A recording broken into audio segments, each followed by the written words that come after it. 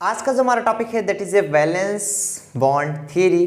Valence bond theory, valence bond theory. Valence bond theory क्या बताई थी, इसके पास्टुलेट क्या थे, साथ साथ ये क्यों आई, मतलब कौन सी ऐसी थ्योरी थी जो किसी अन्य चीजों के बारे में, किसके बारे में, सब कुछ आज बता देने वाले हैं कि एक्सप्लेन नहीं कर पाई, जिससे कि हमारा एग्जिस्टेंस हुआ वैलेंस बॉन्ड थ्योरी की। वीबीटी क्यों आई उसके बारे में पढ़ेंगे, वीबीटी के पास्टुलेट्स क्या क्या हैं और ये किसके बारे में एक्सप्लेन नहीं कर पाए, अर्थात इसकी लिमिटेशन क्या है, इसके बारे में भी चर्चा करते हैं। तो सबसे पहले आप देख लेंगे कि ये बैलेंस बॉन्ड थ्योरी किसके द्वारा खोजी गई, मतलब कौन कौन साइंटिस्ट मिलकर इस बैलेंस बॉन्ड थ्योरी को खोजे थे। तो सबसे पहले लिख लेंगे this theory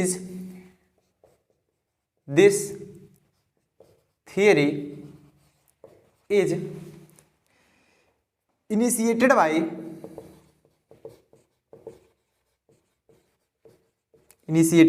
Hitler and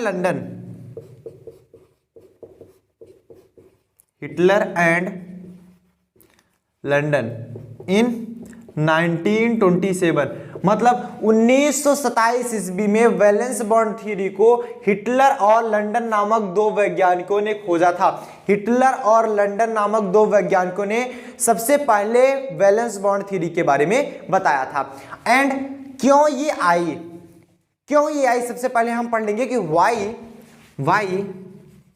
Y VBT exist या एग्जिस्टेंस बोल सकते हैं, कि क्यों वैलेंस बॉन्ड थ्योरी एग्जिस्ट हुई, वैलेंस बॉन्ड थ्योरी के आने का कारण क्या क्या था, उसके बारे में सबसे पहले जान लेते हैं। तो सबसे पहला कारण आप देखेंगे, सबसे पहला कारण, क्योंकि इसके पहले हमारी लुईस थ्योरी थी। लुईस थ्योरी के बारे में हम पढ़े थे। लुईस थ्योरी क्या क्या नहीं एक्सप्लेन कर पाई, उसकी लिमिटेशन को पूरा करने के लिए मेनली वैलेंस बॉन्ड थ्योरी जो थी लुईस थ्योरी के लिमिटेशन को पूरा करने के लिए आई थी। तो सबसे पहला जो है कि Lewis theory failed to explain formation of covalent bond. Lewis theory failed to explain about covalent bond and then it possible by VBT। मतलब क्या बताया जा रहा है, लुईस थ्योरी हमारा कोवेलेंट बॉन्ड के बारे में नहीं बता पाई थी, जिसको हमने वीबीटी के द्वारा समझ लिया। मतलब लुईस थ्योरी जो थी वो कोवेलेंट बॉन्ड के बारे में बता ही नहीं पाए थे, लेकिन अगर हमारी वीबीटी देखी जाए तो वीबीटी ने कोवेलेंट बॉन्ड के बारे में बताया था, अर्थात लुईस थ्योरी जो थी वो कोवेलेंट बॉन्ड के बारे में बताने के लिए असफल हो गई थी, जिसको हमने वीबीटी के माध्यम से जाना था। एंड सेकंड देखेंगे, सेकंड क्या था, सेकंड ये बताया जा रहा है कि Lewis theory failed to explain why molecules have different bond dissociation energy. क्यों मॉलिक्यूल्स के पास अलग अलग बॉन्ड डिसोसिएशन एनर्जी क्यों होती है, ये भी एक्सप्लेन नहीं कर पाई थी, जिसके द्वारा बॉन्ड डिसोसिएशन एनर्जी आप सभी जानते हो, किसी भी बॉन्ड को तोड़ने में जितनी एनर्जी दी जाती है, जितनी एनर्जी, जैसे मान लो कोई बॉन्ड है, जैसे NaCl हमारा आयनिक होता है, जो HCl होता है वो हमारा कौन सा होता है, कोऑर्डिनेट बॉन्ड होता है। अगर कोऑर्डिनेट बॉन्ड को तोड़ने के लिए जितनी एनर्जी हमारी रिक्वायरमेंट होगी, जितनी एनर्जी दी जाएगी, वो हमारी क्या कहलाएगी, बॉन्ड डिसोसिएशन एनर्जी। तो जो लुईस थ्योरी थी, दिस थ्योरी, मतलब लुईस थ्योरी के बारे में बताया जा रहा है, Lewis theory does not explain why molecules have different bond dissociation energy and bond length. क्यों मॉलिक्यूल्स के डिफरेंट अलग अलग मॉलिक्यूल्स जैसे लेते हैं, बॉन्ड डिसोसिएशन एनर्जी क्यों अलग अलग होती है और क्यों उनका लेंथ अलग अलग होता है, लेकिन ये चीजें हम वीबीटी के द्वारा पता चल पाया था। तो लिखेंगे Lewis theory failed to explain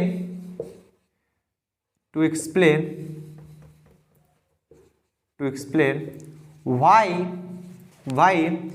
क्यों why molecules have different bond dissociation energy, bond dissociation energy and bond length. ठीक, मतलब ये बताया जा रहा है कि लुईस थ्योरी जो थी वो एक्सप्लेन करने में फेल हो गई थी, क्यों मॉलिक्यूल्स के पास बॉन्ड डिसोसिएशन एनर्जी भिन्न भिन्न होती है एंड बॉन्ड लेंथ अलग होता है। मतलब इसके कहने का मतलब ये है कि लुईस थ्योरी ये नहीं बता पाई थी कि बॉन्ड डिसोसिएशन एनर्जी, किसी भी मॉलिक्यूल्स के बारे में बॉन्ड डिसोसिएशन एनर्जी नहीं बता पाई थी, ना तो किसी मॉलिक्यूल्स का बॉन्ड लेंथ बता पाई थी। मतलब लुईस थ्योरी इन दोनों के बारे में चर्चा ही नहीं कर पाई थी। जब चर्चा ही नहीं करेगी तो अलग अलग मॉलिक्यूल्स की बॉन्ड लेंथ कितना होगा, बॉन्ड लेंथ निकालेंगे कैसे, इसके बारे में ये बता ही नहीं पाया था। तो वहां से हमने यहां पर बताया कि bond dissociation energy and bond length Lewis theory के द्वारा पॉसिबल नहीं हो पाया था, जिसके कारण हमारी वीबीटी आई। वीबीटी ने बॉन्ड डिसोसिएशन एनर्जी के बारे में भी बताया एंड बॉन्ड लेंथ के बारे में भी बताया। थर्ड ऑप्शन देखते हैं, अगला क्या कारण था। अगला कारण ये था, जो लुईस थ्योरी थी वो पॉली एटॉमिक का शेप नहीं बता पाया था। जो लुईस थ्योरी थी, जिसे पॉली एटॉमिक मॉलिक्यूल्स हुआ करते थे, पॉली एटॉमिक मतलब जैसे NH3, CO2, इस प्रकार से पॉली एटॉमिक मॉलिक्यूल्स जिसमें दो से अधिक मॉलिक्यूल्स एटम हो, तो पॉली एटॉमिक मॉलिक्यूल्स की शेप के बारे में नहीं बता पाया था। मोनो एटॉमिक के बारे में बता दिया था, डायटॉमिक के बारे में बता दिया था, लेकिन पॉलीएटॉमिक के बारे में इसके बस की बात नहीं थी लुईस थ्योरी के बारे में। तो लिखेंगे कि Lewis theory does not explain the shape of polyatomic molecules. लिखेंगे Lewis theory failed to explain the shape of polyatomic molecules। जैसे पॉलीएटॉमिक मॉलिक्यूल्स जैसे NH3 हो गया, H2O हो गया, एटसेट्रा। इस प्रकार से पॉलीएटॉमिक मतलब एक से अधिक, दो से अधिक एटम रहे, पहले को बोलते हैं। अगर एक एटम रहे तो मोनोएटॉमिक, एक एटम रहे तो मोनोएटॉमिक, दो एटम रहे तो क्या बोलेंगे उसे, डायटॉमिक, एंड तीन रहेंगे तो पॉलीएटॉमिक, या 4, 5, 6, 7, 8, 9, 10 जितने भी रहेंगे पॉलीएटॉमिक में आते हैं। तो इनके शेप साइज के बारे में बता ही नहीं पाया था, जिसके कारण हमारी एग्जिस्ट हुई वीबीटी हमारी उत्पन्न हुई। नेक्स्ट कारण क्या था, वीबीटी आने का नेक्स्ट कारण क्या था। वैसे चाहिए तो ये था हमको पहले VSC-PR पढ़ाए होते, मतलब valence shell electron pair repulsion theory, फिर वीबीटी पढ़ाए होते। चलो कोई बात नहीं, एक छोटा सा पॉइंट है जिसके कारण आप मैनेज कर सकते हो। जो VSC-PR पढ़ोगे आप, valence shell electron pair repulsion theory, ये थ्योरेटिकली जो नॉर्मल जितने भी सिंपल एग्जांपल्स थे, सिंपल उदाहरण जिसे आप बोल सकते हो, उनका ज्योमेट्री बता पाया था, उनका ज्योमेट्री वो बता दिया था VSC-PR। लेकिन बहुत ही टफ एग्जांपल्स जैसे ले लें, बहुत ही टफ ले लें, तो उनके बारे में वो नहीं बता पाया था। मतलब नॉर्मल तो वो थ्योरेटिकली बताया था, एक्सप्लेन नहीं कर पाया था। जैसे मान लीजिए किसी का शेप टेट्राहेड्रल है, तो वो ये बता दिया था कि इसका शेप टेट्राहेड्रल, लेकिन उसके बारे में एक्सप्लेन नहीं कर पाया था। उसके बारे में एक्सप्लेन जो किया था हाइब्रिडाइजेशन से, वो किया था वीबीटी, वैलेंस बॉन्ड थ्योरी। और हाइब्रिडाइजेशन अगर आपको देखना है तो हमने ऑलरेडी पढ़ाया हुआ है, इसलिए मैं यहां पर नहीं पढ़ाऊंगा। वहां पर शेप ज्योमेट्री बढ़िया से क्लियर होती है। टेट्राहेड्रल किसका होता है, ट्राइगोनल पिरामिडल किसका होता है, ट्राइगोनल बाइपिरामिडल किसका होता है, तो वो ऑलरेडी हमने लेक्चर किया हुआ है। इनऑर्गेनिक केमिस्ट्री में हमने पढ़ाया, बटन में लिंक भी मिल जाएगी, या फिर आप सिंपल यूट्यूब पर सर्च कर सकते हैं इनऑर्गेनिक केमिस्ट्री बाय विवेक मिश्रा चैनल, या फिर inorganic chemistry BSc final year. आपको पूरी प्लेलिस्ट मिल जाएगी, आप उस प्लेलिस्ट में देख लेंगे। पहला ही चैप्टर है, आपको बढ़िया से समझाया गया है कि किस प्रकार से आपको वीबीटी होगी। वीबीटी वहां पर भी समझा, लेकिन लिगेंड से अकॉर्डिंग हमने वहां पर समझाया था। लेकिन यहां पर क्या है, यहां पर लिगेंड की चर्चा नहीं होती, केमिकल बॉन्ड में लिगेंड की चर्चा नहीं होती, इसलिए मैं पढ़ा रहा हूं, अदरवाइज नहीं पढ़ाता। एक बार तो सोचा था नहीं पढ़ाऊंगा, लेकिन फिर भी सोचा कि वहां पर लिगेंड की चर्चा होती है, इधर लिगेंड की चर्चा नहीं की जाती है। अगर आपको फिजिकल केमिस्ट्री में जब पेपर देना है तो आप लिगेंड के बारे में चर्चा नहीं करोगे, इसलिए मैं यहां पर बता रहा हूं। हाइब्रिडाइजेशन में कोई दिक्कत नहीं, हाइब्रिडाइजेशन सेम है। हाइब्रिडाइजेशन का हमने ऑलरेडी लेक्चर किया हुआ है, इसलिए मैं बार बार नहीं बताने वाला। वैसे भी टाइम बहुत कम है, आप हाइब्रिडाइजेशन पढ़ के भी आए हो, इनऑर्गेनिक केमिस्ट्री में सब पढ़े हो, डोंट वरी। चलो नहीं पढ़े हो तो जाकर देख लो। तो नेक्स्ट क्या था, जो VSC-PR था, VSC-PR थ्योरी थी वो ज्योमेट्री के बारे में, सिंपल मॉलिक्यूल्स की ज्योमेट्री बता दी थी, वो भी theoretically.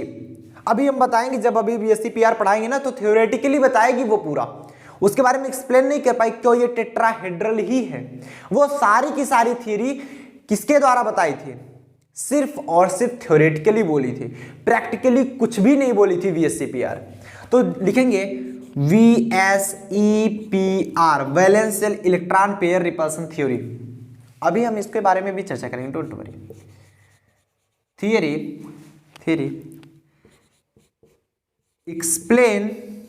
explain about the geometry of simple molecules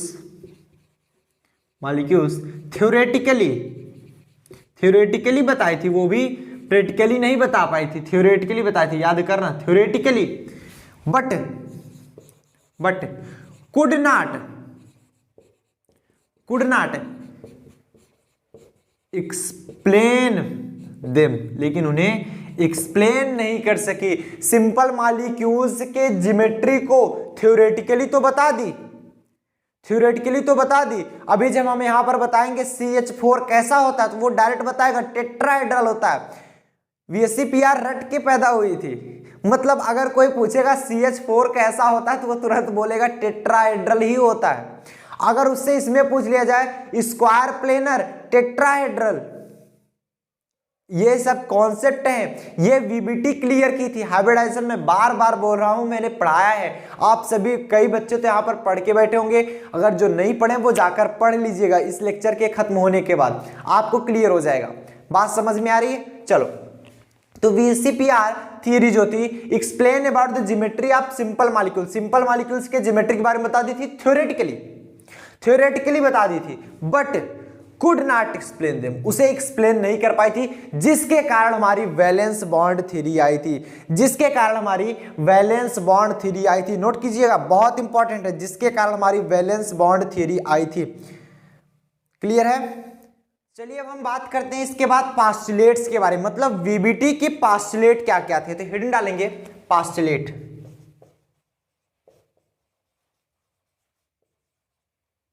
VBT के पास्टुलेट्स क्या क्या थे।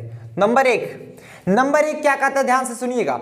नंबर एक कह रहा है कि a covalent bond is formed by overlapping of two half filled valence orbital of given atom. पहले लिख देते फिर समझाते हैं। लिखा गया क्या जा रहा है, ए कोवैलेंट बॉन्ड, ध्यान से समझिएगा, पूरा समझ में आएगा। Covalent bond is formed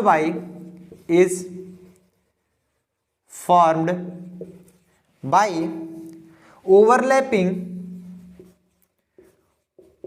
overlapping of two half filled valence of two half filled valence orbital of given atom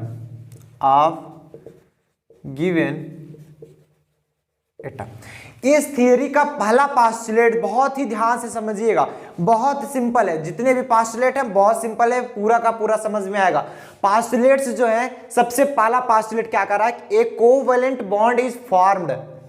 covalent bond जो होता है वो फॉर्म्ड होता है, मतलब बनता है by overlapping of two half filled valence orbital of given atom. किसी भी गिवन एटम का बैलेंस ऑर्बिटल के दो हाफ फील्ड इलेक्ट्रॉनों का, ध्यान समझिएगा, हाफ फील्ड बैलेंस ऑर्बिटल का ओवरलैप करके एक कोवैलेंट बॉन्ड बनता है। नहीं समझ में, कोई दिक्कत नहीं। कहा जा रहा है एक covalent bond is formed.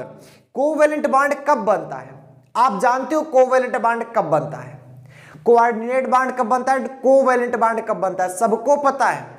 Covalent bond तब बनता है जब साझेदारी होती है। कोवैलेंट बॉन्ड ध्यान से समझिएगा, एक covalent bond is formed by overlapping of two half filled. इसका मतलब यह है कि जब दो हाफ फील्ड ऑर्बिटल ओवरलैप करते हैं, जब कोई दो हाफ फील्ड ऑर्बिटल ओवरलैप करते हैं तब एक कोवैलेंट बॉन्ड बनता है। बात समझ में आई?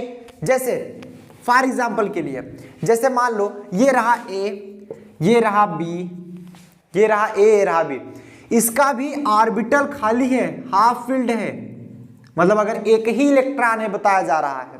अब आउटर मोस्ट शेल में अष्टक संरचना पूरी करनी है, कोवैलेंट बॉन्ड मतलब आप समझते हो, लेकिन जब ये पेयर बनाते हैं तो इसको भी, जैसे मान लो इसके पास 7 रहा होता, जैसे क्लोरीन के पास 7 होता तो उसको एक और चाहिए, तो जो लास्ट में है तो वो हाफ फील्ड है, उसमें एक ही इलेक्ट्रॉन है, तो इसके पास भी एक है। समझना ध्यान से।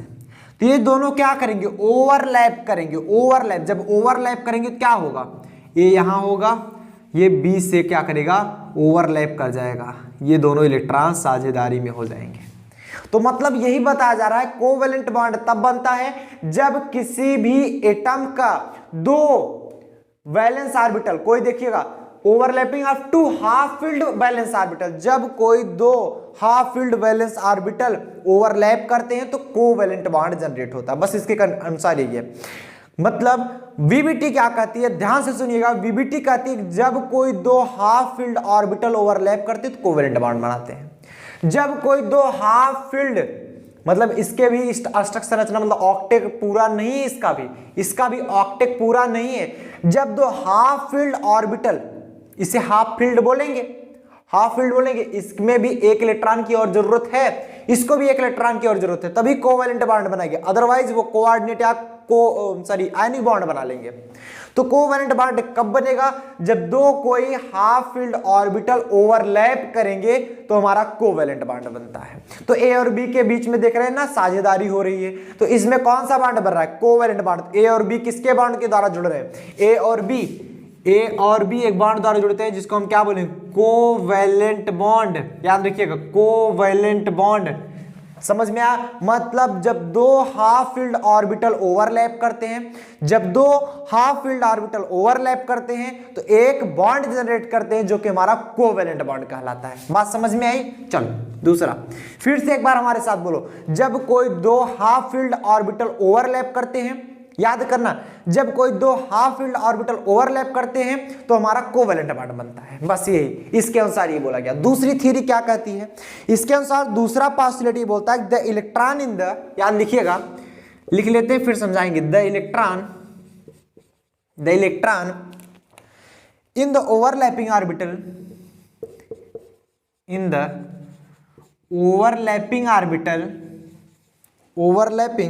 ऑर्बिटल, सॉरी डबल पी रहेगा यहां पर, ध्यान समझिएगा। ओवरलैपिंग ऑर्बिटल गेट पेयर्ड, ये भी ऊपर वाले की ही तरह है, थोड़ा सा सिमिलर ही। Get paired and confined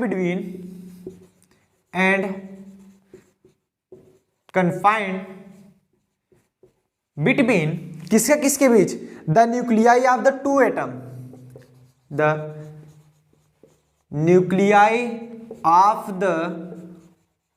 to atom, चलो इसका मतलब आपको पहले समझाते हैं, फिर हम आगे बताएंगे।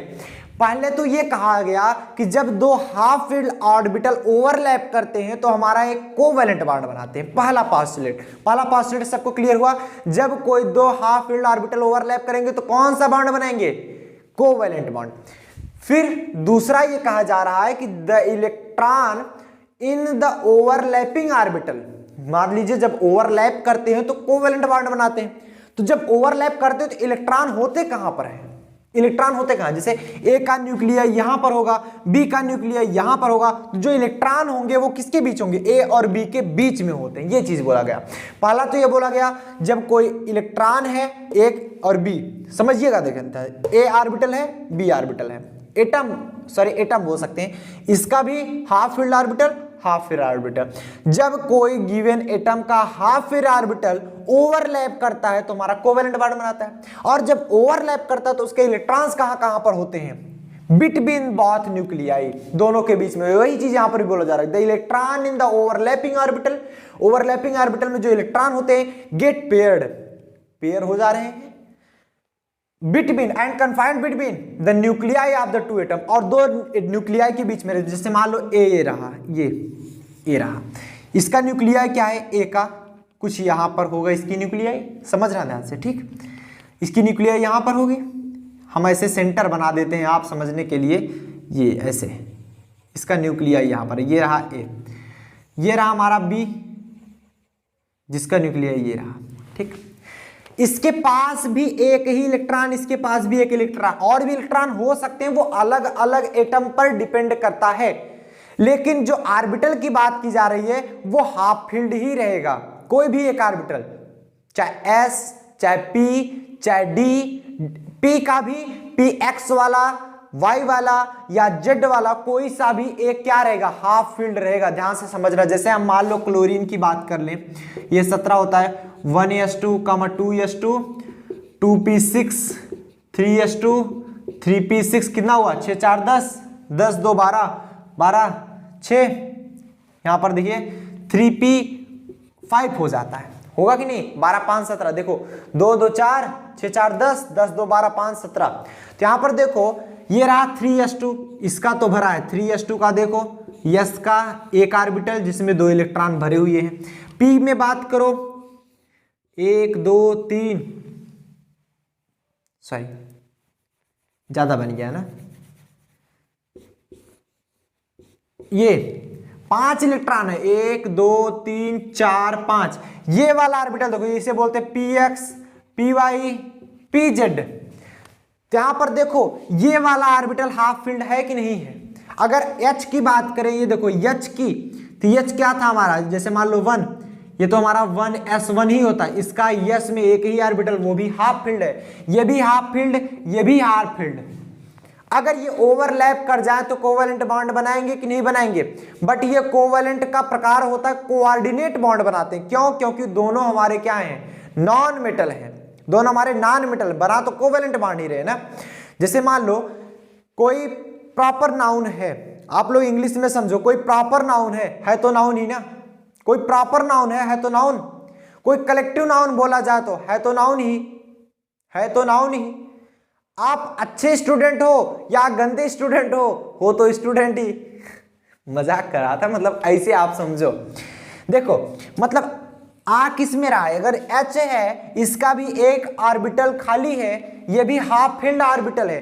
किसी भी एटम का हाफ फील्ड ऑर्बिटल जब ओवरलैप करते हैं तो क्या बनाते हैं, कोवैलेंट बॉन्ड बनाते हैं। बात समझ में आ गई। चलो अब जब ओवरलैप करेंगे तो इलेक्ट्रॉन कहां पर होंगे, जो इलेक्ट्रॉन ओवरलैप करते हैं, समझना ध्यान से, जो पेयर्ड बनाते हैं, ये ऐसे कैसे होगा ध्यान समझना। ये रहा इसका न्यूक्लियाई, ओवरलैप कर गया, ये रहा इसका न्यूक्लियाई, तो इलेक्ट्रॉन्स इसके बीच में आ जाते हैं। इलेक्ट्रॉन्स किस में आ जाते हैं, बीच में, ये रहा ए, ये रहा बी। तो जो इलेक्ट्रॉन्स होंगे, मतलब पेयर्ड इलेक्ट्रॉन्स जो होते हैं, दो न्यूक्लियाई के बीच में होते हैं, बस यही कहा गया।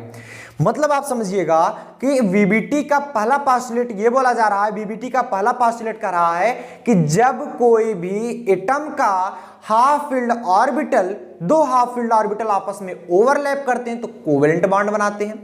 दूसरा पोस्टुलेट बोला गया जब वो कोवैलेंट बॉन्ड बनाते हैं, मतलब जब वो ओवरलैप करते हैं तो जो इनके पेयर्ड इलेक्ट्रॉन्स होते हैं वो दोनों न्यूक्लियाई के बीच में होते हैं। जब ओवरलैप करते हैं जो दोनों पेयर्ड इलेक्ट्रॉन्स उन दोनों न्यूक्लियाई के बीच में होते हैं। बस इतना ही कहा गया। अब चलते हैं तीसरे पोस्टुलेट की तरफ। समझ में आ रहा है सबको, बहुत बढ़िया।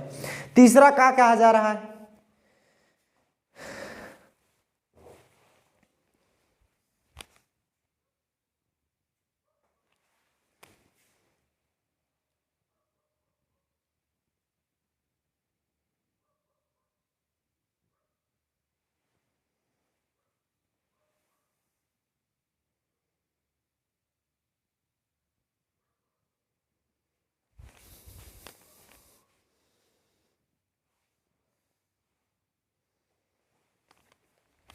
तीसरा पॉइंट देख लेंगे। कहा जा रहा है the direction of covalent bond,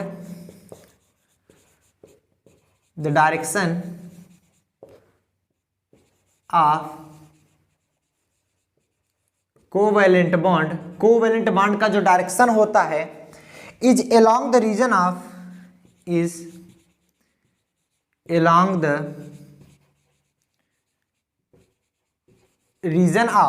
along the region of overlapping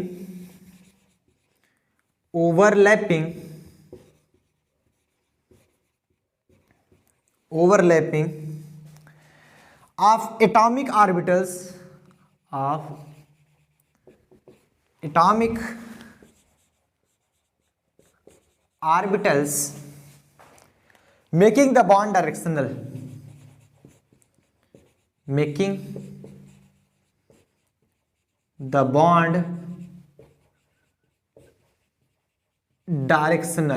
ठीक। मतलब समझो ये क्या कह रहा है कि the direction of covalent bond, जो कोवेलेंट बॉन्ड का डायरेक्शन होगा, is along the region of overlapping of atomic orbital making the bond directional. मतलब इसके कहने का अनुसार ये है कि जो कोवेलेंट बॉन्ड होते हैं वो डायरेक्शनल होते हैं, आयनिक बॉन्ड नॉन डायरेक्शनल होते हैं। आपको मैंने पहले भी बताया, इसके जस्ट पहले वाले लेक्चर में हमने आपको चर्चा किया था कि आयनिक बॉन्ड क्या होते हैं, कोवेलेंट बॉन्ड क्या होते हैं, कोवेलेंट में polar, non polar, coordinate bond क्या होते हैं, सबके बारे में हमने बताया था। तो इसलिए आप ध्यान से समझिएगा, वहां पर हमने बताया था कि जो आयनिक बॉन्ड होते हैं, आयनिक बॉन्ड क्या होते हैं, आयनिक बॉन्ड नॉन डायरेक्शनल होते हैं। जैसे मान लो Na+ हुआ, ये Cl- को यहां से भी अट्रैक्ट कर सकता है, यहां से भी, यहां से भी, यहां से भी, यहां से भी, जहां से पाएगा अट्रैक्ट कर लेगा और आयनिक बॉन्ड बना लेगा।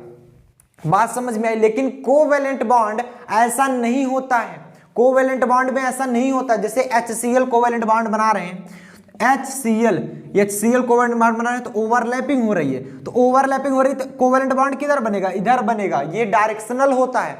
अगर ओवरलैपिंग ऐसी होती, ध्यान समझना, ऐसी होती तो डायरेक्शनल ऐसा होता। मतलब अगर कोवेलेंट बॉन्ड बनाते हैं तो वो डायरेक्शनल होते हैं और किसके अलोंग होते हैं, किसके अलोंग, ये देख रहे हो ना, ओवरलैपिंग। जिधर ओवरलैपिंग होगी उधर आपका कोवेलेंट बॉन्ड का डायरेक्शन होगा। बट आयनिक बॉन्ड में क्या होता था, ऐसा नहीं होता था। आप सभी को हमने बताया आयनिक बॉन्ड में ऐसा बिल्कुल भी नहीं होता था, जबकि इसमें होता है। सो इतना नोट डाउन करो कि the direction of covalent bond is along the region of overlapping. Covalent bond का जो डायरेक्शन होगा वो along the region of overlapping जिधर होगी उसके डायरेक्शन में होगा। और it making the bond directional, और ये बताता है कि बॉन्ड जो होता है वो डायरेक्शनल होता है, बॉन्ड जो होता है वो डायरेक्शनल होता है। लेकिन अभी तक आप क्या जानते थे, अभी तक आपको सिर्फ इतना बताया जाता था कि जो कोवेलेंट बॉन्ड होता है वो डायरेक्शनल होता है और जो आयनिक बॉन्ड होता है वो नॉन डायरेक्शनल होता है। लेकिन इसमें समझ में आ गया, वीबीटी समझा दी कि अगर जिधर आपका ओवरलैपिंग होगा उधर ही आपका कोवेलेंट बॉन्ड का डायरेक्शन होगा। आयनिक बॉन्ड का कोई भी डायरेक्शन नहीं होता है। इसका रीजन आप पहले पढ़ चुके हो, तो वीबीटी को क्या जरूरत थी इसके बारे में बताने की, नहीं बताया। सो इतना समझ में आ गया सबको कि नहीं, बोलो हाँ या ना, क्लियर है कि नहीं इतना सबको? बहुत बढ़िया, बहुत बढ़िया। आगे चलो, चलिए देखते हैं फोर्थ पॉइंट क्या कहता है। 3 पॉइंट समझ में आ गया, पहला पॉइंट क्या कह रहा था, दूसरा पॉइंट क्या कह रहा था और तीसरा पॉइंट। अभी हम फिर से रिवीजन करा देंगे। 3 पॉइंट तो समझ में आ गया, फोर्थ पॉइंट क्या कह रहा है। फोर्थ पॉइंट ये कह रहा है कि अगर जो इलेक्ट्रॉन बॉन्ड फॉर्मेशन में पार्टिसिपेट नहीं करते, समझिएगा, वो मतलब उन पे वो लोन पेयर का निर्माण करते हैं। इसका कहने का सिर्फ सिंपल तरीका यही है, जो इलेक्ट्रॉन बॉन्ड फॉर्मेशन नहीं करे अर्थात कोवेलेंट बॉन्ड नहीं बना रहे या ओवरलैप नहीं करते हैं, वो हमारे क्या करते हैं, लोन पेयर का निर्माण करते हैं। ये देखिएगा, the atomic orbital of valence shell with paired electron do not participate in the process of overlapping, क्योंकि वो हाफ फील्ड है ही नहीं, तो वो क्यों पार्टिसिपेट करेंगे।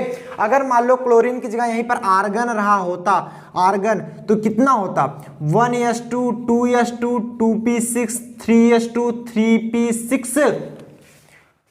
अब अगर इसमें p की बात चर्चा करें तो क्या होगा, 1 2 3 4 5 6। इसके आउटर मोस्ट सेल में या कोई सा भी ऑर्बिटल देख लें, चाहे px py pz, सब के सब पेयर्ड हैं, तो इसको किसी से बॉन्ड बनाने की क्या जरूरत, बनाएगा ही नहीं, किसी से बॉन्ड बनाने की उसकी आवश्यकता ही नहीं।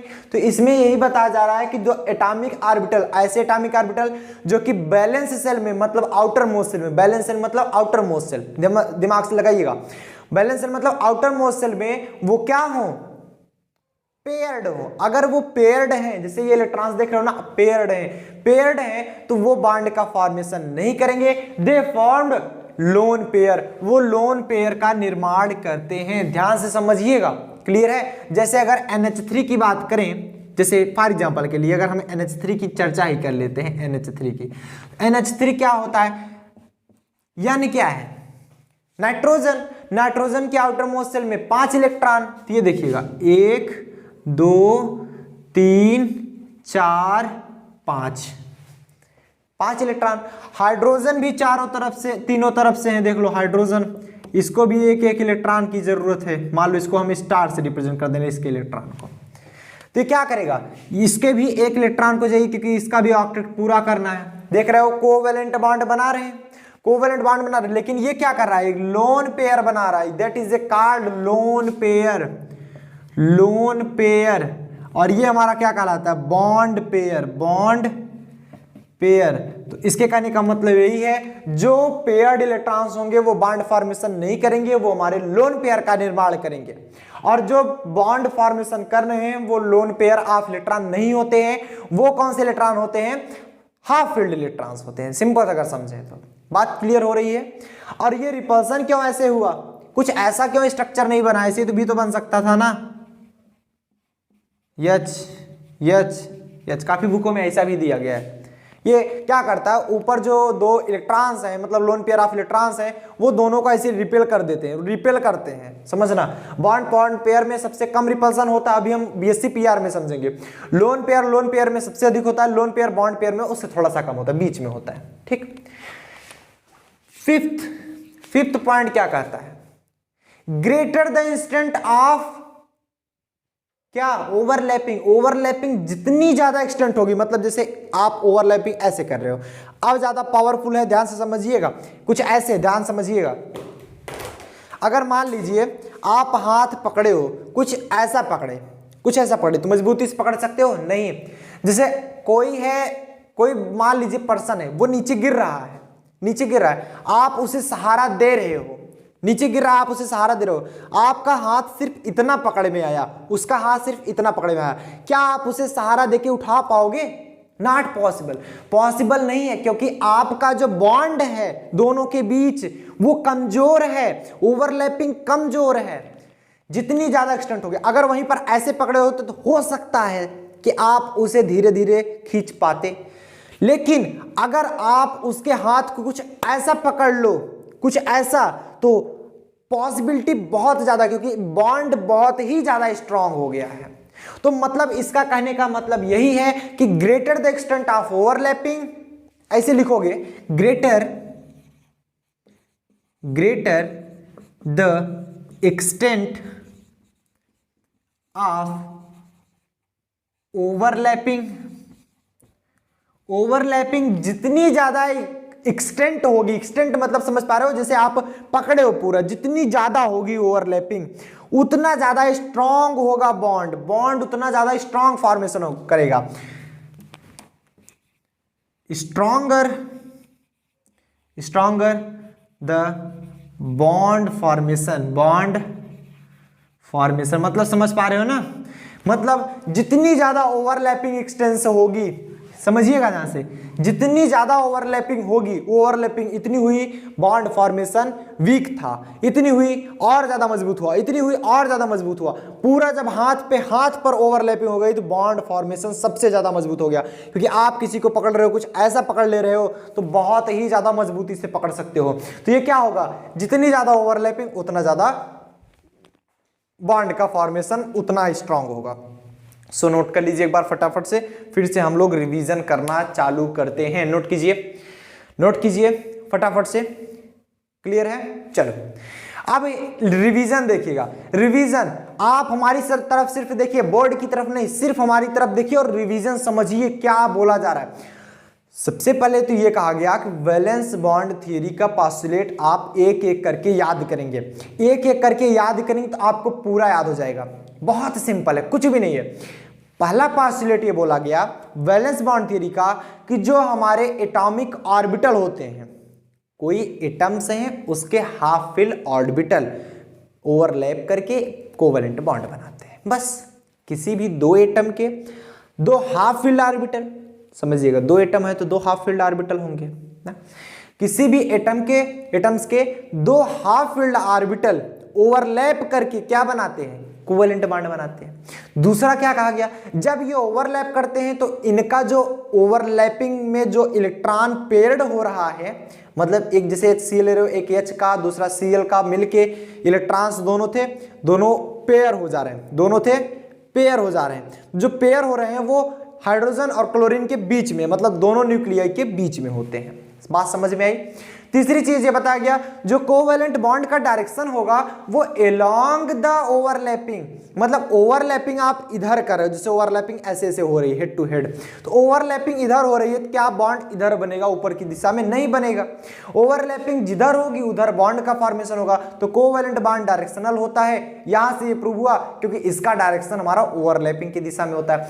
फोर्थ पॉइंट ये बताया गया, फोर्थ पॉइंट ये कहा जा रहा है कि जब atomic orbital of valence shell with paired electron, मतलब जब पेयर्ड इलेक्ट्रॉन होंगे, जैसे आप NH3 में देख रहे हो ना, जो पेयर्ड इलेक्ट्रॉन्स है वो लोन पेयर का फॉर्मेशन करते हैं। बस ये सब कुछ मालूम है आपको, कोई दिक्कत नहीं, ये सब तो पढ़ के आए हो। फिफ्थ क्या बोला जा रहा है, हाँ जो VBT है उसमें लिगैंड वाले में पढ़ने के लिए उसमें अच्छे अच्छे पोस्टुलेट हैं, वो बढ़िया से पढ़िएगा आप लोग इनऑर्गेनिक में। ग्रेटर, ये सब तो आपको पता है, याद है आप सबको। Greater the extent of overlapping, मतलब ओवरलैपिंग जितनी ज्यादा बॉन्ड स्ट्रांग उतना ज्यादा। आप किसी से मान लीजिए हाथ मिलाते हो, कई लोग तो सिर्फ इतना ऐसे करके मिला के रह जाते हैं, मतलब उनको आपसे दोस्ती नहीं ना, लेकिन दोस्ती जिससे होती है वो हाथ किसी मिलाते हो एकदम, मतलब बॉन्ड आपका मजबूत है, आपकी दोस्ती उससे मजबूत है। जैसे हम एक अदर पर्सन, मतलब हमारा दोस्त अगर हाथ मिलाएं तो क्या कभी ऐसे हाथ मिलाते हुए देखे हो किसी दोस्त को, बताओ आपको। मान लो कोई दो दोस्त हाथ मिला रहा है, क्या ऐसे ऐसे ऐसे थोड़ी मिलाएगा, नहीं मिलाता, वो मिलाता है पूरा हाथ पंजे में पंजे पकड़ करके मिलाता है। क्यों? क्योंकि दोनों के बीच में जो बॉन्ड बने वो मजबूत है, उनकी दोस्ती मजबूत है। लेकिन जो दोस्त नहीं होते उनको अगर हाथ मिलाना हुआ तो अगर मान लो दो दोस्त हैं वो हाथ मिलाते हैं प्रसन्न होते हैं, एकदम बढ़िया से हाथ मिलाते हैं। अगर जो दो दोस्त नहीं है उनसे दोनों से खटास है, जमती नहीं है, अगर उनको मजबूरी में हाथ मिलाना हुआ तो कैसे मिलाते हैं, जैसे उनको सुबह से खाना नहीं मिला हो ना, ऐसे धीरे धीरे, हाँ मन दबा के। तो बॉन्ड में के बीच में कमजोर है, जितनी ज्यादा ओवरलैपिंग बॉन्ड उतना मजबूत। आज से याद कर लेना, जो जितना मजबूती से हाथ मिलाएगा वो उतना मजबूती से आपसे बॉन्ड बनाए, याद रखना, उतना मजबूती से आपका मित्र है वो, याद कर लेना, ठीक। सो नोट डाउन करें, यहां तक बहुत सिंपल था, समझ में आया। चलो नोट डाउन कर लो फटाफट से, नोट डाउन करिए। चलो बात चल रही है ओवरलैपिंग की। जब ओवरलैपिंग की बात चले तो सिग्मा और पाई कहाँ दूर रह सकता है, क्योंकि ओवरलैपिंग भी दो प्रकार की होती है, एक तो हेड ऑन ओवरलैपिंग, दूसरा साइडवेज ओवरलैपिंग। हेड ऑन को हम बोलते हैं क्या, वो एक्सियल ओवरलैपिंग होती है, बट ये वाला लेटरल ओवरलैपिंग होती है। साइडवेज मतलब कुछ ऐसी ओवरलैपिंग होती है, ठीक। चलो तो देख लो, जो ओवरलैपिंग भी होती है वो दो प्रकार के बॉन्ड का फॉर्मेशन करती है, एक तो सिग्मा बॉन्ड, दूसरा हमारा पाई बॉन्ड। मतलब जब दो ओवरलैपिंग होता है, क्योंकि ओवरलैपिंग भी दो प्रकार की होती है, जब दो प्रकार की होगी तो दो बॉन्ड का फॉर्मेशन करेगी, और किस प्रकार की ओवरलैपिंग में कौन सा बॉन्ड बनेगा ये अभी आपको समझ मिलेगा। एक प्रकार से दोनों में हम डिफरेंस भी बता सकते हैं। पहला डिफरेंस देख लो, पहला डिफरेंस ये बोला जा रहा है, जो सिग्मा बॉन्ड होता है वो कब बनता है, जब ओवरलैपिंग कैसी होती है, हेड ऑन ओवरलैपिंग, मतलब जब हेड ऑन ओवरलैपिंग होती है तब जाकर सिग्मा बॉन्ड बनता है। पाई बॉन्ड कब बनता है, जब पैरेलल ओवरलैपिंग होती है, ओवरलैपिंग, इसे हम लेटरल ओवरलैपिंग भी बोलते हैं, लेटरल ओवरलैपिंग।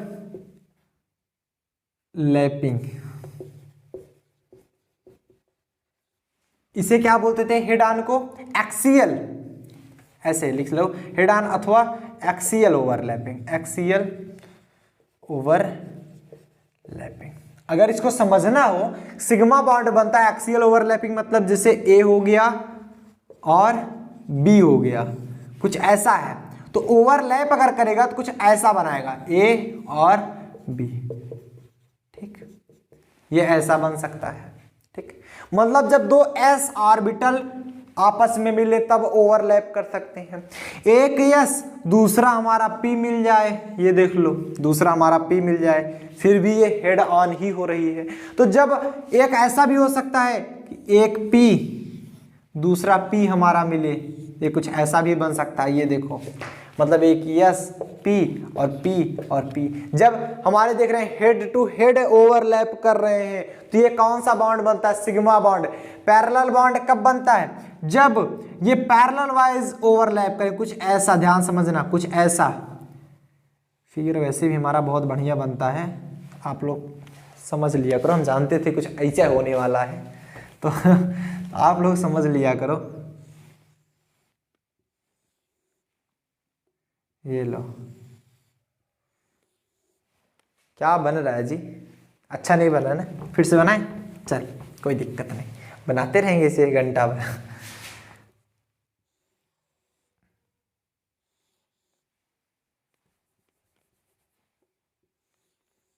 ठीक,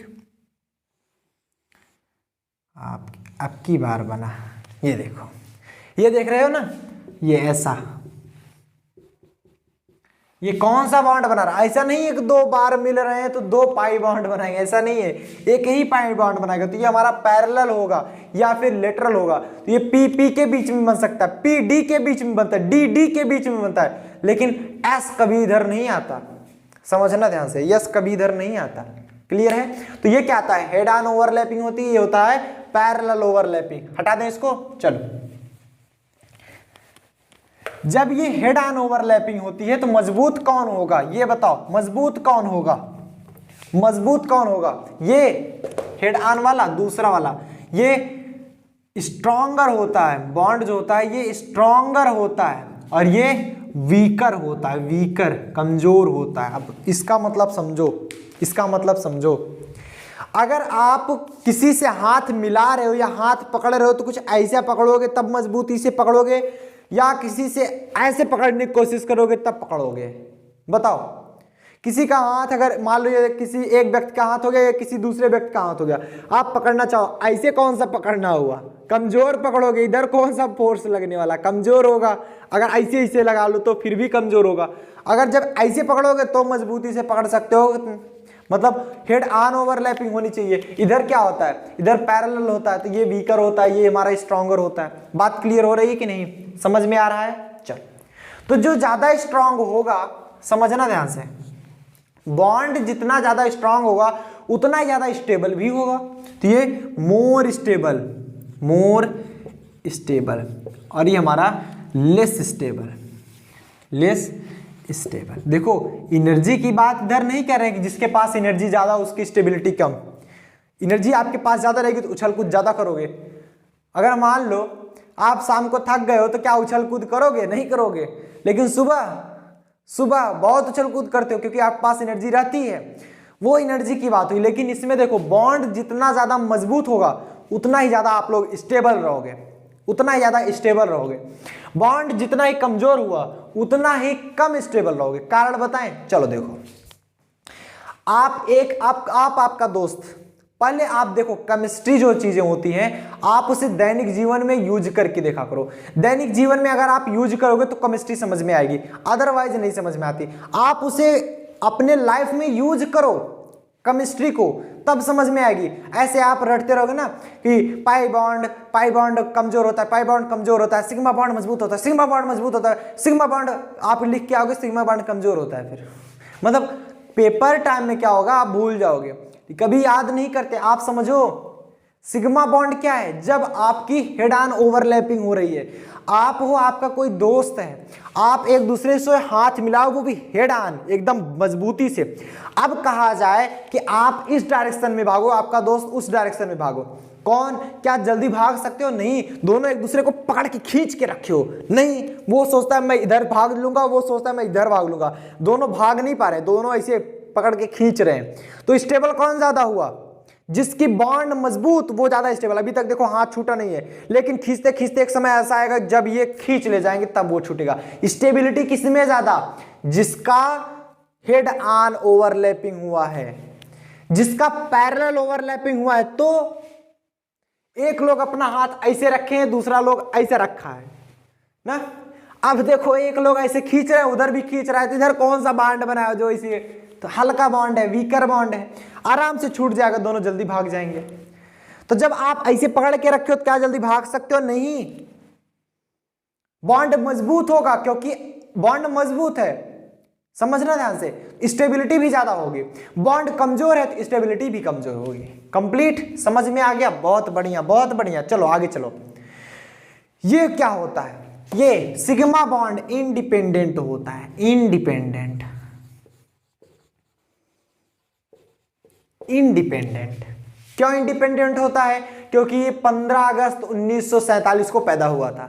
नहीं, मजाक कर रहे थे यार, मतलब ये इंडिपेंडेंट इसलिए होता है क्योंकि 15 अगस्त 1947 को भारत आजाद हुआ था, इसलिए ये भी पैदा हुआ था, ये इंडिपेंडेंट हो गया। ये उससे पहले हुआ था, इसलिए डिपेंड करता है ना, समझो। पहले देखो सिग्मा बॉन्ड क्या होता है? इंडिपेंडेंट होता है। सिग्मा बॉन्ड इंडिपेंडेंट होता है, ये किसी पे डिपेंड नहीं करता। लेकिन ये क्या होता है? डिपेंड होता है। अभी मैं समझाऊंगा, आपको समझ में आएगा। ये डिपेंडेंट होता है किस पे? Depend upon sigma bond, sigma bond पर डिपेंड होता है। कैसे? चलो देखते हैं। जैसे मान लो ए हुआ सिंगल बॉन्ड बी, इधर सिग्मा बॉन्ड बनेगा, ये अपना राजा है सिग्मा बॉन्ड, इधर पाई नहीं आने वाला। अगर ए डबल बॉन्ड बी है तो ये देखो पहला सिग्मा होगा, दूसरा हमारा पाई होगा, पहला सिग्मा दूसरा पाई, समझ रहा ध्यान से, पहला सिग्मा दूसरा पाई। तो पाई क्या हुआ? सिग्मा पर डिपेंड करा। जब तक सिग्मा नहीं बनेगा तब तक पाई बन नहीं सकता, ये डिपेंड करता है। जैसे मान लो मैं अपने दोस्त पर डिपेंड करता हूं, समझो पहले, ये मेरा दोस्त है, जब तक मेरा दोस्त पढ़ेगा नहीं तब तक मैं भी नहीं पढ़ूंगा। कई लोग ऐसे होते हैं ना, मेरा दोस्त पढ़ने लगे तभी मैं पढ़ूंगा, होता है ऐसा।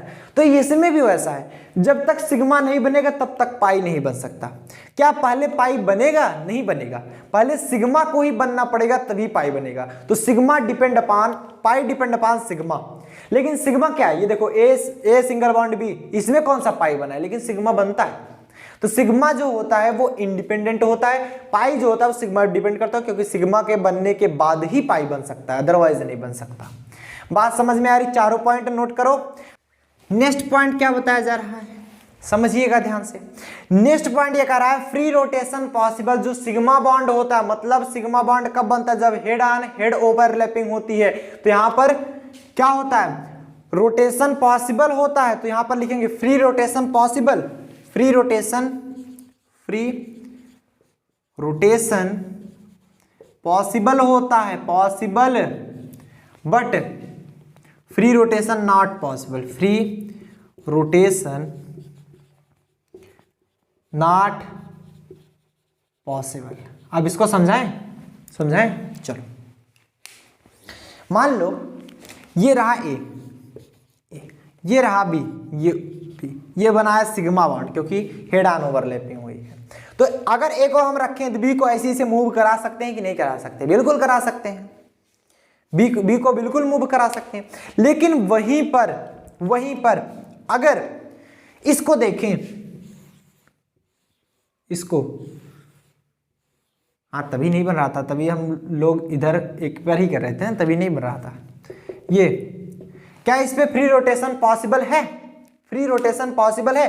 अगर हम मान लो फ्री रोटेशन कराने की कोशिश, जैसे ये ऐसे है, जुड़ा हुआ है, अगर हम इसे फ्री रोटेशन कराएं तो फ्री रोटेशन कराने की कोशिश करें, ये देखो घूम के टूट जाएगा तुरंत, ये देखो ऐसे घूमेगा, ये इधर घूमना चाहेगा, टूट जाएगा, मतलब ये घूम नहीं पाएगा, फ्री रोटेशन ही हो पाएगा, लेकिन इसमें फ्री रोटेशन हो सकता है। तो आपका सिग्मा बॉन्ड में मतलब हेड ऑन ओवरलैपिंग में फ्री रोटेशन होता है, पाई बॉन्ड में फ्री रोटेशन नहीं होता, याद कर लो, नहीं होता। याद नहीं करना, सिर्फ समझना है, याद करोगे तो भूल जाओगे, सिर्फ समझना, ठीक। नेक्स्ट पॉइंट क्या बोलता है कि सिग्मा बॉन्ड बनाने में जो इलेक्ट्रॉन होते हैं वो लोकलाइज्ड होते हैं, लोकलाइज्ड मतलब लोकल होते हैं ना और इधर सिग्मा बॉन्ड पाई बॉन्ड के जो इलेक्ट्रॉन होते हैं वो डीलोकलाइज्ड होते हैं। मतलब क्या कहा जा रहा है कि इसका अर्थ ये है कि लोकलाइज्ड मतलब समझ रहे हो, सिग्मा बॉन्ड कब बनेगा, जैसे मान लो ए है, बी है, ये ए रहा, ये बी रहा, बीच में दोनों इलेक्ट्रॉन्स ओवरलैप करके आए, तो ये लोकलाइज्ड हुआ, मतलब एक जगह फिक्स हुए। लोकलाइज मतलब फिक्स बोल सकते हो, इधर लोकलाइज मतलब फिक्स, एक जगह फिक्स हो जाते हैं। देखो इनके बीच में जो इलेक्ट्रॉन है वो एक जगह जाकर के फिक्स हो गए हैं, ये मूव नहीं कर सकते इलेक्ट्रॉन, ये लोकलाइज है। अगर पाई बॉन्ड के इलेक्ट्रॉन्स देखा जाए, पाई बॉन्ड जो बनाते हैं इलेक्ट्रॉन्स वो फिक्स नहीं होते हैं, वो मूव करते हैं, कुछ न कुछ उनकी मूविंग होती रहती है, इसलिए भी ये कमजोर बॉन्ड होते हैं। मतलब इसमें देख रहे हैं एक जगह फिक्स है, जबकि पाई बॉन्ड में ऐसा नहीं होता। पाई बॉन्ड में आप देखो जो इलेक्ट्रॉन्स होते हैं वो एक जगह पर फिक्स नहीं होते, वो मूव कर सकते हैं, तो ये इसलिए डीलोकलाइज्ड होता है। बट सिग्मा बॉन्ड के इलेक्ट्रॉन फिक्स होते हैं, मतलब लोकलाइज होते हैं। आप देख पा रहे हो ना, इधर ये फिक्स हो गए हैं, समझना। Next point, shape of the molecule is determined by the sigma bond. Sigma bond के द्वारा शेप हम डिटरमाइन कर सकते हैं। Shape of the molecule is determined by the, किसके द्वारा, by the sigma bond. But इधर देखो नॉट पॉसिबल, इधर इसे लिख लो कि shape of the molecule is not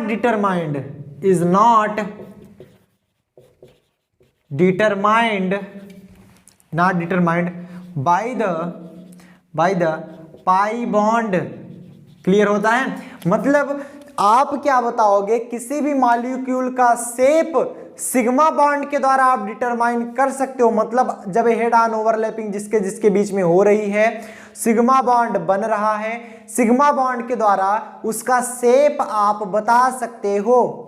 लेकिन पाई बॉन्ड में आप शेप नहीं बता सकते, क्योंकि जो शेप होता है वो सिग्मा बॉन्ड पे डिपेंड करता है, इस पे नहीं डिपेंड करता। जैसे NH3 देखो, NH3 ये लोन पेयर ऑफ इलेक्ट्रॉन बचता है, ये 1 इलेक्ट्रॉन, ये H से, ये भी H से, ये भी H से।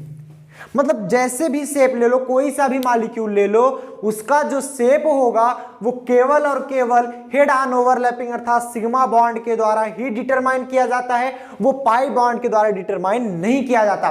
तो फिर से एक बार हम समझ लेंगे। सबसे पहला एग्जांपल, पहला पॉइंट आपको क्या बताया जा रहा है कि हेड ऑन या फिर एक्सियल ओवरलैपिंग होती है सिग्मा बॉन्ड में, पाई बॉन्ड में आपकी पैरेलल ओवरलैपिंग होती है, या फिर जिसे हम लेटरल ओवरलैपिंग भी बोलते हैं। बात समझ में आ रही है? इसमें एक्सियल मतलब क्या है, जैसे मान लो ये कैप और ये कुछ ऐसे जुड़ रहे हैं, ये क्या है, एक्सियल या फिर head on head. But parallel कैसे जुड़ते हैं, कुछ ऐसे जुड़ते। जब ये ऐसे जुड़ रहे हैं तो इनकी आवाज देखो, इसकी आवाज सुनना ना, मतलब कैसे जुड़ रहे हैं, हेड ऑन हेड। इनकी मजबूती है, देख रहे हो ना, ये मजबूती से स्ट्रांग हो रहे हैं। तो जो इनको तोड़ना होगा, अगर हमको ज्यादा फोर्स लगाना पड़ेगा। लेकिन अगर कुछ ये ऐसे जुड़े होते तो इनको तोड़ना तो आसान होता। तो आप बोल सकते हो कि ये जो होते हैं ये स्ट्रांगर होते हैं। मतलब जब आप ये एक्सियल जुड़ रहे हैं तो ये स्ट्रांगर है, देख रहे हो। इसको अगर हमें खींच के हटाना हुआ तो ये फोर्स ज्यादा लगाना पड़ रहा है अपेक्षा इसके। तो ये क्या हुआ, ये स्ट्रांगर होते हैं जबकि ये वीकर होते हैं। जब ये स्ट्रांग होते हैं तो ये ज्यादा स्टेबल होंगे, क्योंकि उसे आप एनर्जी दोगे वो जल्दी टूटेंगे नहीं, वो स्टेबल ज्यादा होंगे, जबकि ये क्या होंगे, लेस स्टेबल होंगे। नेक्स्ट पॉइंट ये बता जा रहा, sigma is independent but pi is dependent upon sigma. वो सिग्मा डिपेंड करता क्यों, क्योंकि जब तक सिग्मा नहीं बनेगा तब तक पाई नहीं बन सकता। नेक्स्ट पॉइंट, फ्री रोटेशन इसमें पॉसिबल होता है, इसमें फ्री रोटेशन पॉसिबल नहीं होता। जो हमारा एक्सियल ओवरलैपिंग होती है इसमें फ्री रोटेशन हो सकता है, जबकि क्या पी में होता है, नॉट पॉसिबल। इसमें देखो सिग्मा बॉन्ड इलेक्ट्रॉन लोकेलाइज्ड होते हैं, मतलब एक जगह फिक्स होते हैं, ये देख पा रहे हो ना, ये एक जगह फिक्स है, जबकि पाई में फिक्स नहीं होते, मूव कर सकते हैं। Shape of the molecule determined by pi sigma bond, जबकि shape of the molecule not determined by the pi bond. Pi bond के द्वारा डिटरमाइन नहीं किया जा सकता, जबकि ये सिग्मा बॉन्ड के द्वारा ही डिटरमाइन किया जाता है। सो नोट डाउन कर लिए फटाफट से, नोट डाउन करिए फटाफट से, नोट डाउन करिए सब लोग, नोट डाउन कर लिए। अब हम डालेंगे लिमिटेशन ऑफ वीबीटी, ये वीबीटी है, इसकी लिमिटेशन देख लेते हैं। लिमिटेशन कहां जाकर लिमिट हो गई थी, हालांकि जब आप वहां पर इनऑर्गेनिक केमिस्ट्री में पढ़े थे तो इसके और भी पास्टुलेट थे, क्योंकि वहां पर लिगेंड आया था, हाइब्रिडाइजेशन के सेंस में पढ़े थे, इसे मैं आपको रिकमेंड कर रहा हूं वो जाकर पढ़ लीजिए अगर जो नहीं पढ़े हैं। ठीक, चलिए लिमिटेशन इसकी क्या थी, सबसे पहले तो ये समझेंगे बीबीटी क्या बोलती है। द कॉम्प्लेक्स यहां पर लिख लेंगे अकॉर्डिंग टू वीबीटी, ऐसा वीबीटी बोलती है, ऐसा हम नहीं बता रहे हैं। The complex which have paired electron, अगर कॉम्प्लेक्स ऐसा कॉम्प्लेक्स जिसके पास पेयर्ड इलेक्ट्रॉन है तो वो हमारा क्या कहलाएगा, डायामैग्नेटिक। और the complex which have unpaired electron, तो ये क्या कहलाएगा हमारा, पैरामैग्नेटिक। ठीक, मतलब ऐसे कॉम्प्लेक्स जिसके पास पेयर्ड इलेक्ट्रॉन हो, ये चाहे लोन पेयर हो चाहे वो कोवेलेंट बॉन्ड द्वारा बनाए हुए हैं, पेयर्ड इलेक्ट्रॉन हो तो वो हमारे क्या कहलाएंगे। अगर पूरे पेयर्ड इलेक्ट्रॉन है तो वो क्या कहलाएगा, डायमैग्नेटिक। मतलब डायमैग्नेटिक का मतलब क्या है, डायमैग्नेटिक मैग्नेटिक फील्ड में रखने पर वो मैग्नेट के द्वारा रिपेल कर दिया जाए, that is called diamagnetic. Paramagnetic क्या है, मैग्नेटिक फील्ड में रखने पर वो मैग्नेट की तरफ आकर्षित हो जाए। तो इसके अनुसार तो ये बता गया, ऑक्सीजन अगर देख लें, ऑक्सीजन के आउटर मोस्ट शेल में 6 इलेक्ट्रॉन, 1 2 3 4 5 6, लेकिन ऑक्टेट इसका पूरा नहीं। दूसरा ऑक्सीजन मतलब O2 की बात हम कर रहे हैं, 6 इलेक्ट्रॉन, तो क्या करेगा, दोनों कोवेलेंट बॉन्ड बना लिए। अब देखो इसमें कोई भी अनपेयर्ड इलेक्ट्रॉन है, नहीं है, इसमें कोई भी अनपेयर्ड इलेक्ट्रॉन नहीं है, अनपेयर्ड इलेक्ट्रॉन की संभावना नहीं, क्योंकि ये कोवेलेंट बॉन्ड बना लिए। जब ये कोवेलेंट बॉन्ड बना लिए तो इसमें अनपेयर्ड इलेक्ट्रॉन है ही नहीं, तो इसके अनुसार ये डायमैग्नेटिक होना चाहिए, should be diamagnetic. But actually हमारा एक्सपेरिमेंट के अनुसार देखा गया जो O2 होता है इस पैरामैग्नेटिक।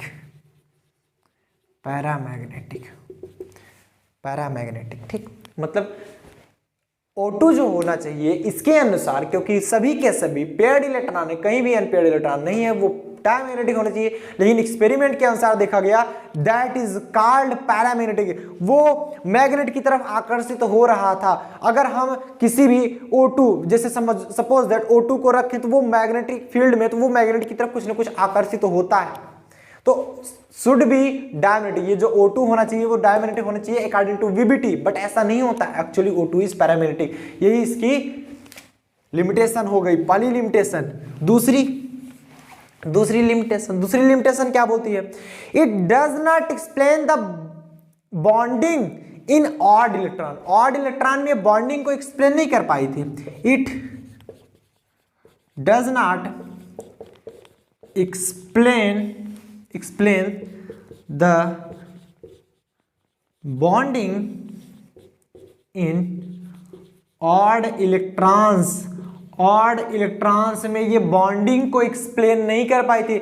मतलब अगर बॉन्ड बनाना होता था ये सिर्फ और सिर्फ इवन में ही एक्सप्लेन कर पाई, जैसे O2 हो गया, O2 क्या है, इवन है, मतलब 16 आ रहा है। जैसे अगर O2 माइनस कर दिया जाए तो भी ये नहीं बता पाई थी, O2 माइनस होता तो बता लेती। मतलब जैसे O2 माइनस हो गया, और नाइट्रोजन होता है N2, 7 दूनी 14, N2 माइनस हो गया, और H2 माइनस हो गया, H2 माइनस हो गया, NO हो गया। इन सभी के बारे में, क्योंकि O2 माइनस में कितने होते हैं, एक माइनस मतलब एक और ले रहा है, O2 मतलब ऑक्सीजन 16, एक और ले लिया, आया कितना 17 हो गया इस पे, इसके बारे में भी नहीं बता पाया था। N2 पे कितना था, 7 दूनी 14, एक और ले लिया, हो गया 15। H2 कितना है, हाइड्रोजन देखना ध्यान से, एक और एक 2, उसमें एक और ले लिया 3 हो गया, इसके बारे में भी चर्चा नहीं कर पाया। N मतलब 7, O मतलब 8, इसका 15 होता है, मतलब 8 इलेक्ट्रॉन है, तो उसके बारे में ये बॉन्डिंग नहीं समझा पाए थे। ध्यान से समझिएगा, ना तो ये बता पाई ऑक्सीजन पैरामैग्नेटिक होते हैं, मतलब ऑक्सीजन इसके अनुसार डायमैग्नेटिक, बट एक्चुअली पैरामैग्नेटिक होते हैं, इसके बारे में नहीं बता पाए थे। और इसने ऑड इलेक्ट्रॉन्स जिसके पास थे, ऑड इलेक्ट्रॉन्स, उसके बारे में इसकी बॉन्डिंग को भी नहीं दर्शा पाए थे, मतलब O2 माइनस की बॉन्डिंग कैसे बनाए उसके बारे में भी ये चर्चा नहीं कर पाई थी। तो ये थी हमारी पीबीटी की लिमिटेशन। और भी एक्सप्लेन में, मतलब आप इनऑर्गेनिक केमिस्ट्री में जब पढ़ोगे उसमें हमने क्या किया, लिगेंड के बारे में बताया, क्योंकि वो लिगेंड का टॉपिक था वहां पर, metal ligand bonding transition metal complex, वो चैप्टर ही है। लेकिन यहाँ पर आप केमिकल बॉन्डिंग पढ़ रहे हो, इधर लिगेंड का कोई भी चर्चा नहीं है, इसलिए हमने लिगेंड का कोई भी टॉपिक इधर नहीं रखा। अगर लिगेंड का टॉपिक आपको देखना है, क्योंकि आपको इनऑर्गेनिक केमिस्ट्री पढ़नी है, आप जाकर देख सकते हैं। तो आज के लिए बस इतना ही। आज हमने बीएससी पीआर नहीं पढ़ा पाया, सोचा था बीएससी पीआर पढ़ाने के लिए, लेकिन सो सैड पढ़ा नहीं पाया क्योंकि टाइम बहुत ज़्यादा हो गया। सो डोंट वरी, नेक्स्ट जो हमारा लेक्चर होगा, मतलब अगले लेक्चर में हम बीएससी पीआर कवर करेंगे, उसके बाद एमओटी पढ़ते रहिए इसी तरह। मिलते हैं नेक्स्ट वीडियो में, टिल देन बढ़िया पढ़ाई करें।